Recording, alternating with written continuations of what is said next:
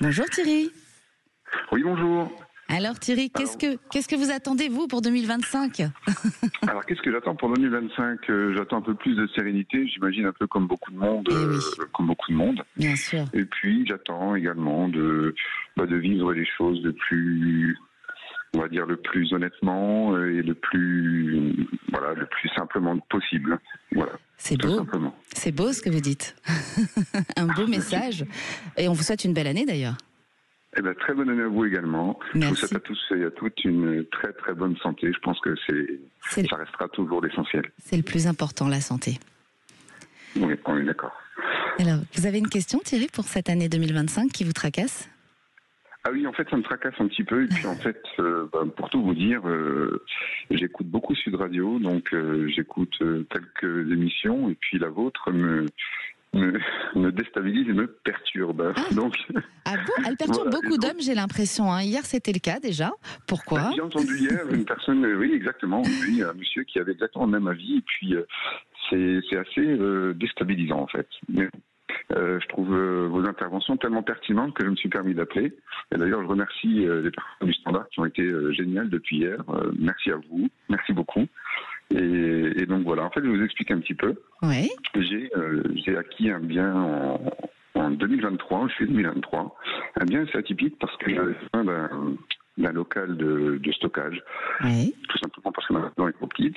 Et donc, on est tombé à quelques kilomètres de la maison avec ma femme sur cette opportunité et on l'a saisie. Cette opportunité, c'est un bien qui a fait, il y a quelques années, le bonheur de beaucoup de sportifs. C'était une salle de sport. Mmh. Et depuis quelques années, c'est complètement à l'abandon. Voilà. Donc là, on a eu les budgets, on a eu des dispos pour travailler un peu, pour travailler pour relancer les travaux un petit peu de réhabilitation. Oui. Et depuis septembre. D'accord. Depuis septembre, il nous arrive des choses un petit peu incroyables, des choses, on va dire, une pluie de malchance. Et Oui. je me suis posé la question en écoutant votre émission de début de semaine avec une dame qui s'était blessée au cours de la vente d'une maison. Oui. Et c'était le déclic. Et je me suis dit, mais il faut que j'appelle, il faut que je sache. Il faut que j'appelle Marie. Donc voilà. Alors, je ressens, alors oui, quand il y a des choses comme ça, un peu de malédiction, on va dire, qui s'enchaînent, de la malchance plutôt que de la malédiction d'ailleurs. Oui, voilà, c'est plutôt de la malchance. Mais quand ça s'enchaîne comme ça, effectivement, c'est qu'il peut y avoir des énergies négatives.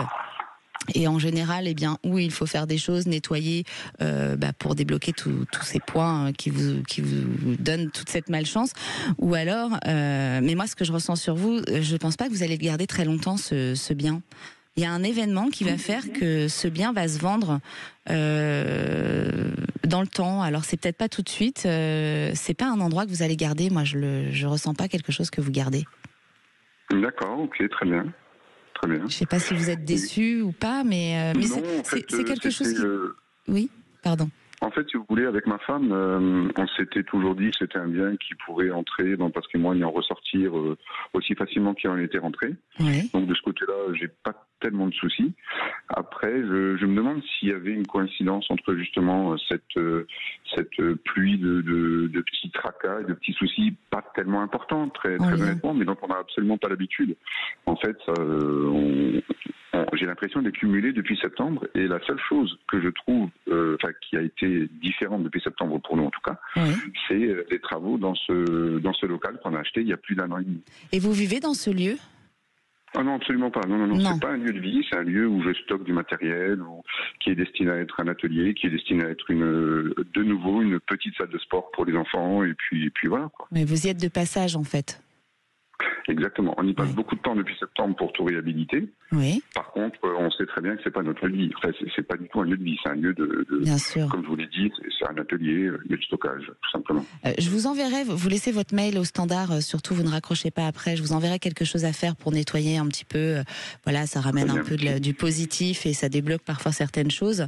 Mais en tout cas, ce lieu, vous verrez dans le temps, pour moi, vous ne le gardez pas, Thierry. C'est quelque chose, mais ce sera un choix de votre parrain. C'est pas quelque chose, on est obligé de le faire. Ce sera vraiment un choix. Il n'y a rien de contrariant dans ce choix que vous allez faire, en fait. Très bien. Écoutez, la question que vous me posez, en fait, était tout simplement s'il y avait un lien entre ce qu'on a vécu depuis septembre en y passant beaucoup de temps et ce lieu.